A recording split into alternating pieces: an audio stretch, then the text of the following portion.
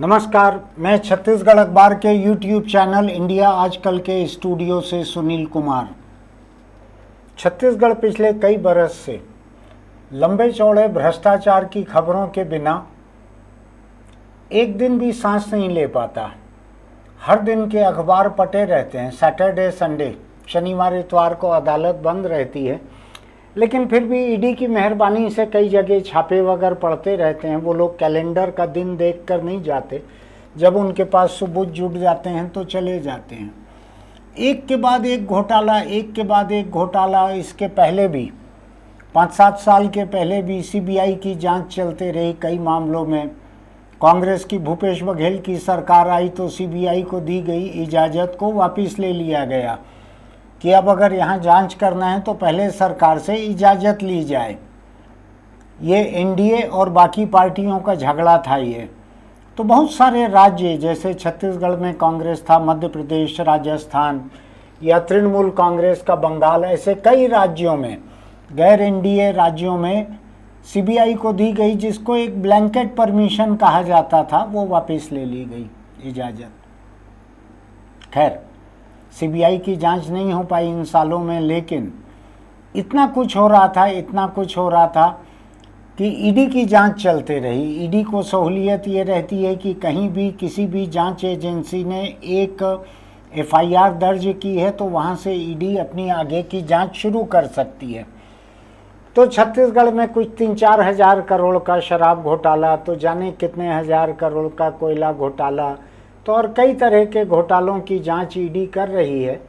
और रायपुर, दुर्ग, भिलाई वगैरह में तो रोज़ सवेरे उठ के पहले अपने व्हाट्सएप ग्रुप चेक करते हैं कि आज किसके यहाँ छापा पड़ा है। बिलासपुर, कोरबा, रायगढ़, इन जगहों पर भी कमोबेश ऐसा ही हाल है, इतने छापे पड़े हुए हैं। ताज़ा मामला जो है वो है भारतमाला प्रोजेक्ट का, जिसमें कई तरफ से आने वाले हाईवे या रिंग रोड या कई तरह की चीज़ें, खासकर इसके उस हिस्से में ये घोटाला ज़्यादा हुआ है जो राजधानी रायपुर से लगे हुए हिस्से थे भारतमाला प्रोजेक्ट के। केंद्र सरकार की योजनाएं, केंद्र के पैसे से बन रही है सड़क। ये शायद दुर्ग से लेके विशाखापट्टनम तक जोड़ेगी, चौड़ा हाईवे बनाएगी, कई तरह के रिंग रोड इसमें आके मिलेंगे। औद्योगिक का कॉरिडोर बहुत बड़ा इसको माना जाता है। इन सब के चलते हुए हुआ ये कि जिस जमीन को लिया जाना चाहिए था भारतमाला प्रोजेक्ट के लिए, उस जमीन की खबर कुछ लोगों ने पहले निकाल ली। पहले निकाल के वहाँ पे आने वाली, सड़क पर आने वाली जो ज़मीन है, या जिस ज़मीन पर सड़क आने वाली थी, उसको रातों रात खरीद लिया। खरीद के उसके टुकड़े टुकड़े कर लिए, टुकड़े टुकड़े करके अलग अलग नाम पे लिखा दिया। नतीजा ये हुआ कि मान लीजिए केंद्र सरकार को किसी ज़मीन का 1 करोड़ रुपया मुआवजा देना था, तो उसके टुकड़े टुकड़े कर डाले, उसका मुआवजा 10 करोड़ रुपया, 15 करोड़ रुपया देना पड़ा केंद्र सरकार को। इसको सोच समझ कर, एक गिरोह बनाकर, माफिया के अंदाज में जालसाजी, धोखाधड़ी सब कुछ करके सरकारी अमले ने कांग्रेस और भाजपा के नेताओं के साथ मिलकर, कारोबारियों के साथ मिलकर इस काम को किया।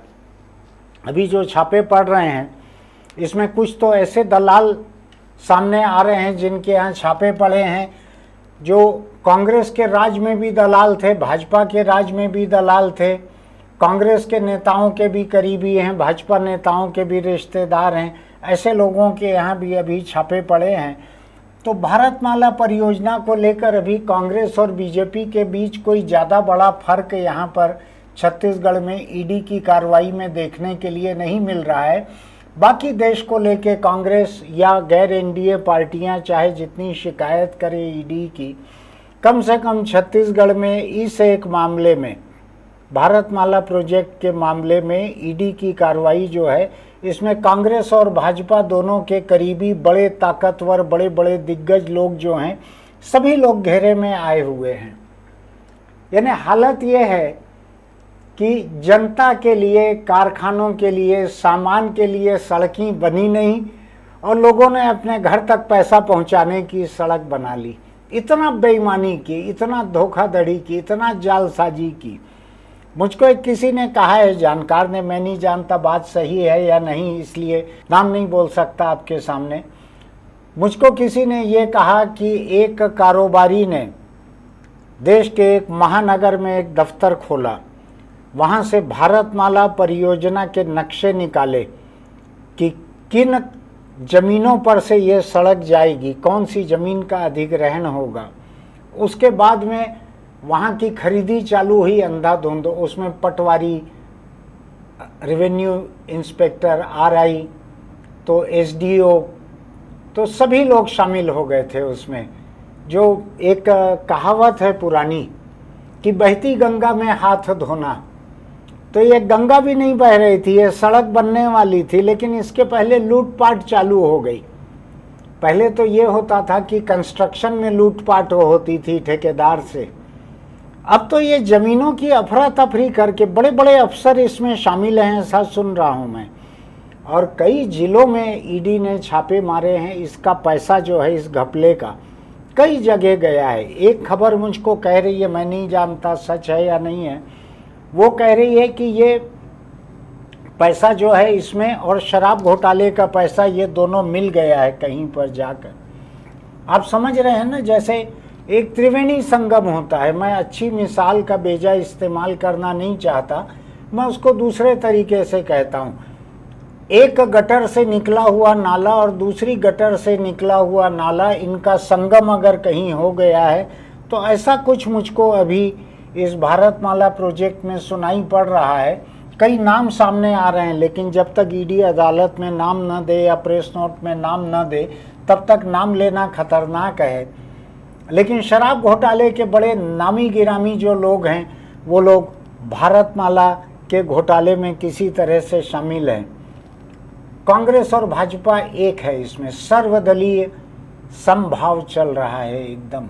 कोई फर्क नहीं रह गया है सरकार को लूटने में, चाहे दिल्ली में कोई सरकार रहे, यहाँ पर कोई सरकार रहे, कहीं कोई विपक्ष रहे। जब लूटने की नौबत आती है तो लोग एक दूसरे से चाकू उधार ले लेते हैं। थोड़ा चाकू देना तो ज़रा, एक जगह लूटने जाना है, कल वापस कर देंगे। वो बोलता है ठीक है ले जाओ, अगले हफ्ते मेरे को ज़रूरत पड़ेगी, मुझको दे देना चाकू। तो चाकू है, गमछा है, लुटेरों के जितने किस्म के औजार हथियार रहते हैं, इनका लेन देन कांग्रेस बीजेपी के नेताओं के बीच धड़ल्ले से यहाँ पर चल रहा है। मैं नाम लेना नहीं चाहता किसी का, लेकिन सबको मालूम है, रोज अखबारों में छप रहा है नाम।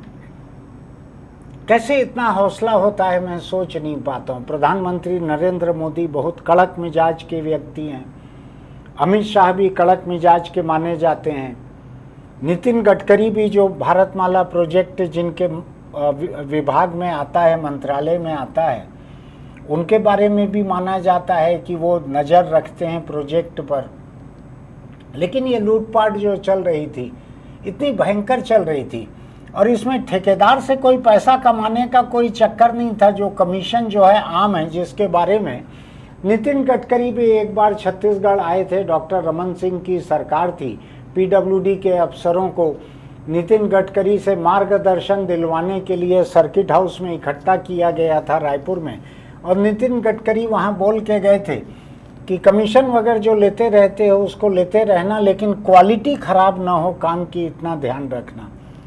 तो लोगों ने मान लिया था उस समय कि वो लाइसेंस दे के गए हैं करप्शन का, कमीशन लेने का। लेकिन मैं दूसरी बात कह रहा हूँ, ये तो धोखाधड़ी जालसाजी करके मोदी सरकार से जो पैसा आया था भारतमाला प्रोजेक्ट के लिए, उसका जिस तरह से लूटपाट यहाँ पे किया है लोगों ने। और मैं तो देख रहा हूँ कुछ लुटेरे जो मेरी जानकारी में हैं, लुटेरे हैं, लेकिन मेरे पास सबूत नहीं है, उनका नाम नहीं ले सकता, वो तो गमछा भी नहीं बांध रहे हैं मुंह पर। मैंने एक दो लोगों को कहा कि यार इतना लूटपाट करना था तो कम से कम लुटेरे के ड्रेस में तो रहना था, यूनिफॉर्म में तो रहना था।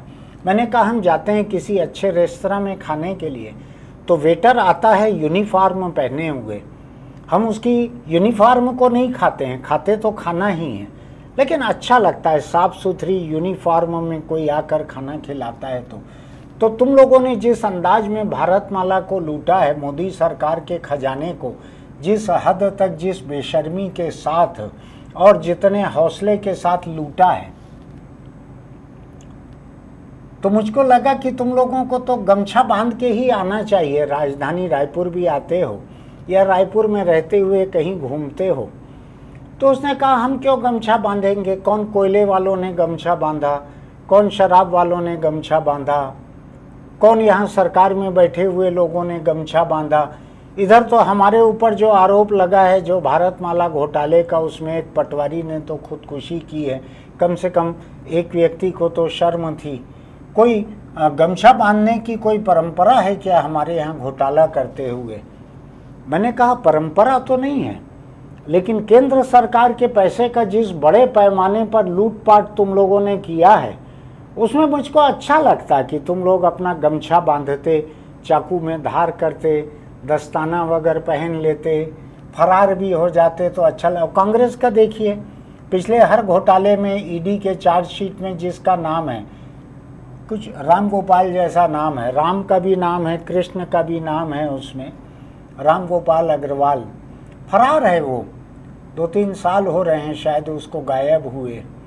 तो मैंने इनको कहा कि भाई आपको भी कुछ तो ख्याल रखना था अपना, कुछ तो, या तो फरार ही हो जाते। तो मैं गमछा उमछा का बात नहीं करता।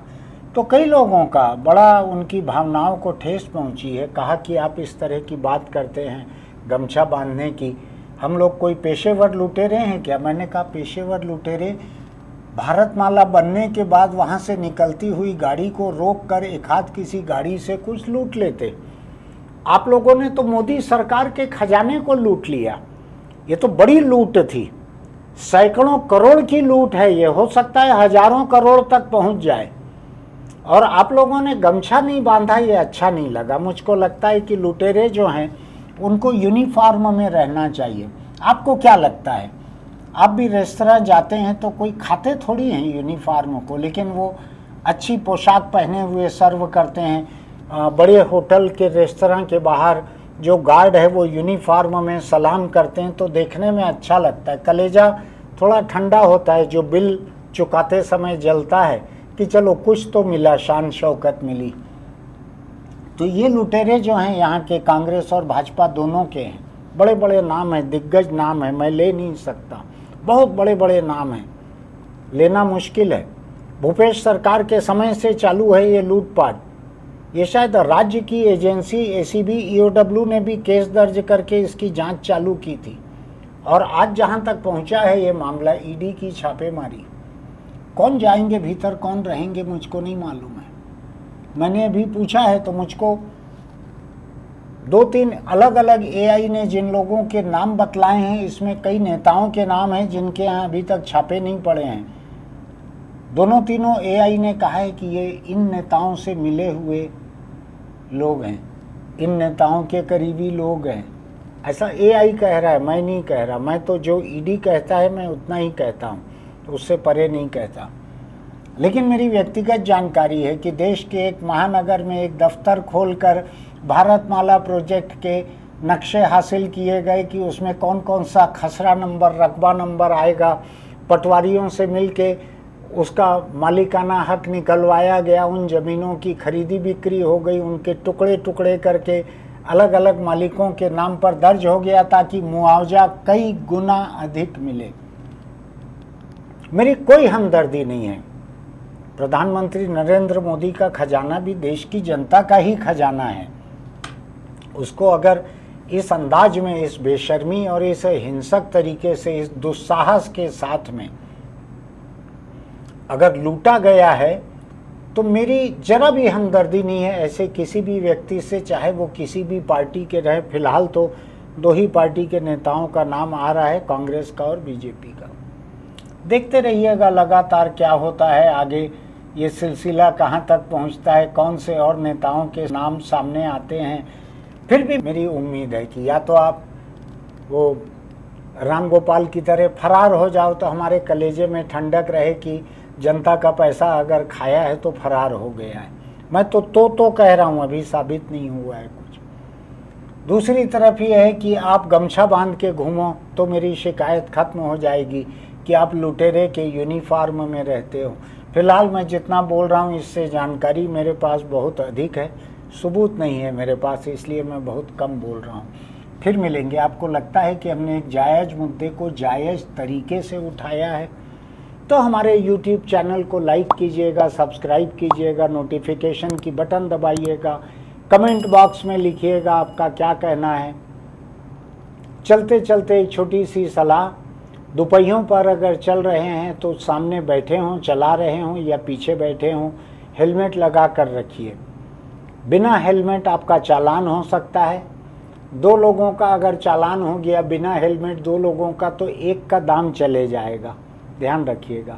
ऐसी मौज मस्ती, ऐसी लापरवाही किसी काम की नहीं है कि 2 चालान में आपका एक हेलमेट का पैसा चला जाए, तीसरे चालान में आपका ड्राइविंग लाइसेंस, राइडिंग लाइसेंस जो है दोपहिया का वो कैंसिल हो जाए, वो और महंगा पड़ेगा।